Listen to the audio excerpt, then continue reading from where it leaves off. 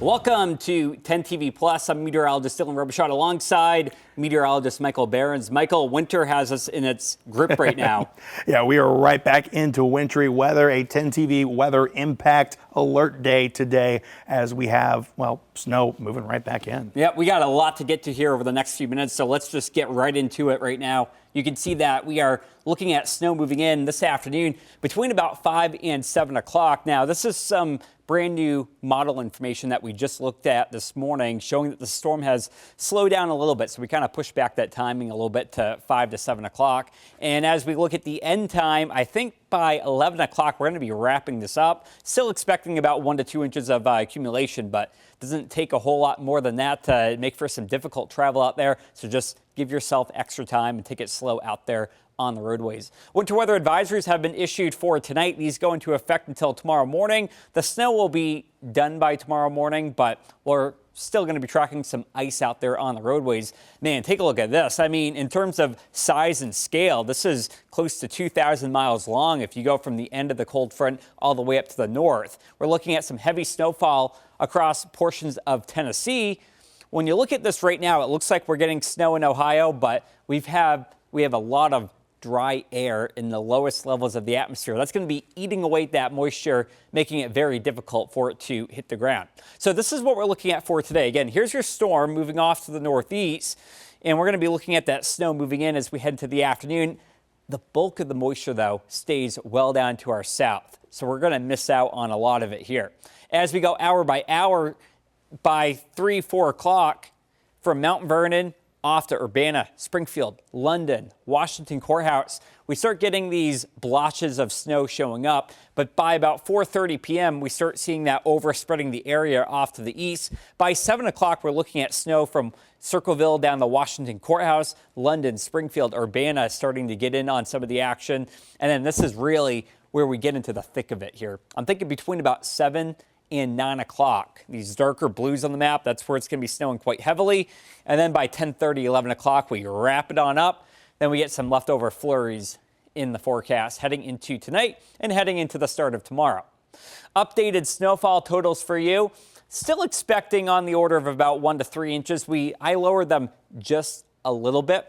This light shaded color, we're looking at 1 to 2 inches. And then the blue on the map, we're talking 2 to as many as 3 inches off to our west, especially as you get into some of these hills out towards Mad River Mountain. Might be seeing a little bit more up there for some of the local ski resorts. Now, town by town, the common denominator is that if you go southwest of I-71, we see a little bit more snowfall here. But then take a look at this latest model that just updated has Lancaster, Circleville, Chillicothe, maybe 1, maybe 2 inches down there, maybe even a little bit more, depending on exactly where you live. So far for the month of January, we find ourselves in a snowfall surplus here by about 5 inches. Pretty good for the Columbus area, especially considering last winter, our biggest storm was only about 4 inches. So at this point, if you are a snow lover, we'll take what we can get. Heading into your weekend, Saturday, looking at temperatures still below freezing. By the way, we have not been above freezing in over a week. You have to go back to January 3rd, the last time we were above freezing, and we don't get above freezing for the weekend. Sunday, though, we get a little bit milder out there, and I think that's probably the drier of the 2 days that we're going to be tracking. Let's get a look right now at that 7-day forecast. We have that 10 TV weather impact alert day for Friday afternoon. Some leftover flurries on Saturday, and then another weak system will drive in some snow flurries heading into Monday. This is not a lot to write home about. Quick snow shower or two, that's pretty much it heading into the start of next week. And then look at this. Single-digit cold Wednesday morning, and then again on Thursday morning. The jet stream is going to be way down to the deep south, and this cold air is going to have plenty of jurisdiction, a lot of real estate to work with here as it goes all the way down to the Gulf of Mexico. Temperatures are warming up a tiny bit, if you want to call it that, heading into next week. So we're going to be looking at temperatures warming up to the middle end of the 20s. Looks like old man winter not ready to let us go anytime soon, but at least after the snow that we get today, Michael, we're not going to be looking at any major snow events anytime soon. Yeah, it's going to be slow to add to after the accumulation today, but with the temperatures that we're seeing there, it's not going to go anywhere either. Right. So the big thing that we're going to be looking at, a little bit of black ice here. Whatever snow we get, it's probably going to be here for the next couple of weeks because we don't warm up at all. Yeah, and Dylan, you highlighted some of those single-digit cold days, and that's where we really start to see some of the impact of that cold weather around our region. First, I want to talk about a warning, the dangers of that ice here in winter around the state. A 16-year-old boy is unfortunately dead after falling through the ice on a pond in Cincinnati. Happened in Wayne County near Worcester. The sheriff says the family was clearing away snow in the pond so they could go skating, but at some point the family left and the teen fell through that ice and neighbors saw him, calling 911. Investigators believe the teen was underwater for about 30 to 40 minutes. Experts say you should never go on ice alone. Make sure you use the buddy system. You should also wear a life jacket if you're on the water, even if it's frozen. Remember, extreme cold does not mean safe ice. Speaking of safety in the cold, you also got to watch out for your pets. They have to take care in this cold as well. Animal experts say when temperatures are low, it's best to keep a close eye on your pets and limit their time outdoors. When animals are experiencing hypothermia, they start to whine, shiver, and slow down, appear weak, and look for a warm place to burrow. Columbus Humane Society says there are certain breeds that cannot handle cold weather. This is the time of year you want to limit that outdoor time, avoid having them outside for extended periods, especially in our small breeds. Our senior animals as well, and those with short coats are going to have extra hard time this time of year. So if you're going out for walks with animals like that, maybe consider a pet safe sweater, something that is adequately fit that they can still move around and use the restroom. Something else to keep in mind, salt, ice, and snow can get stuck between a pet's paws. Experts encourage you to wipe out their paws after a walk to remove antifreeze or other chemicals that could be harmful. And now another thing to keep in mind when we're talking about cold weather, of course, yourself, your safety, your pet's safety, but there's also things you can do to protect your house. I'm going to highlight a couple of those here first, especially if you have older single pane windows. These are areas where your house can lose a lot of heat. These are things that you want to insulate from the outside and the inside if possible. If you have those single pane windows, of course, you can wrap them in plastic, providing an extra layer, that air gap, helping to keep you warm inside. Another area to watch out for is your entry and exit doors. Make sure the weather stripping around these areas is nice and firm, preventing that cold air from blowing through. And if you have foundation vents, make sure those are closed in the extreme cold. That will, of course, keep that cold air out of your house. Moving inside, there are things you can do to stay warm as well. Take a look at the ceiling fans. That normal setting blows air down, creating a cooling wind effect. But in winter, most fans have the option where you can actually switch them to a clockwise rotation. What that does is it brings that air up and brings that warm air down along the walls, eventually to the floor, helping to better distribute the warm air and keep you feeling warm. If you are heating your house, of course, space heaters, no extension cords, no power strips. Make sure you keep flammable materials away from fires and sources of heat. Keep that chimney maintained and cleaned annually, and of course have smoke detector and a carbon monoxide detector in your house, and make sure your furnace is cleaned and maintained as well. And experts say don't lower that temperature below 55. You run the risk of pipes freezing if you do. And along those lines, speaking of thermostats, I did reach out to a local expert, Justin Smith from Atlas Butler Heating, Cooling, and Plumbing. He said depending on how you set that thermostat can actually affect your house's ability to stay warm. If you're one of those people that likes to run a schedule or set your thermostat back, 5, 6, 7 degrees during the day and then try to make it gain ground, when it's in the single digits like that, it's harder for that system to gain ground. It's just trying to maintain. So you'd be much better off trying to keep it at a certain temperature, or maybe set it back 1 or 2 degrees at most. Another piece of advice, make sure those heating vents and cold air returns in your house are not blocked, helping it heat more effectively. So, lots of things you can do to help out in this cold weather. That's never a sound that you want to wake up to in the middle of the night. Frozen pipes here. I've had that all too many times, especially if you don't have good insulation in your house. If you have bad insulation, one of the tips they also said to do, open the cabinets. If you have pipes on an exterior wall, that'll just let some of that heat from your house make it to those pipes, keep them from freezing. That's a good idea. Yeah, absolutely. And continuing our cold weather talks, let's take a look at the Buckeyes. They're just hours away from taking the field in a cold and snowy Texas Cotton Bowl. That's the reason why it's called Ohio against the world. Let me make sure you guys all understand that. It's us against everybody else. That's it. And that's the mentality we all have to have. And they are certainly bringing the energy to Texas, and so are the Buckeye fans that made the trip. They aren't able to take in much nightlife as the region grapples with a winter storm. Some were able to gather last night for a watch party in the Orange Bowl to see who the Buckeyes will face if they make it to that championship game. The cold conditions and the snow in Texas isn't fazing those Ohio fans, though. All the businesses are closed down. I'm like, what for? Nice Ohio weather, right? Yeah, right, exactly. You guys are used to this misery. Thank you for making us feel at home. The Dallas-Fort Worth area was still under winter weather alerts as of Friday morning, but conditions are starting to improve. They're just not used to that kind of cold weather down there. We have thick skin at this point. We're used to it. Yeah, we are used to it. They're not. And, it might work in Ohio's favor. Work in our favor. That's right. Absolutely. Now to some more serious news. The latest on the California wildfires out there. Conditions have been improving, but sadly, at least 10 people are dead as the wildfires continue to surround Los Angeles.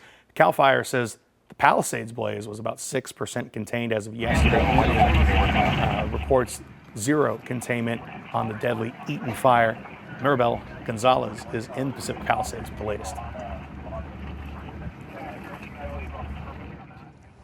Tens of thousands of people have been forced to leave their home, and many of them cannot return until those evacuation orders have been lifted. For so many, this, however, when they do return, is the scene that they will be facing. Their homes, their neighborhoods burned to the ground.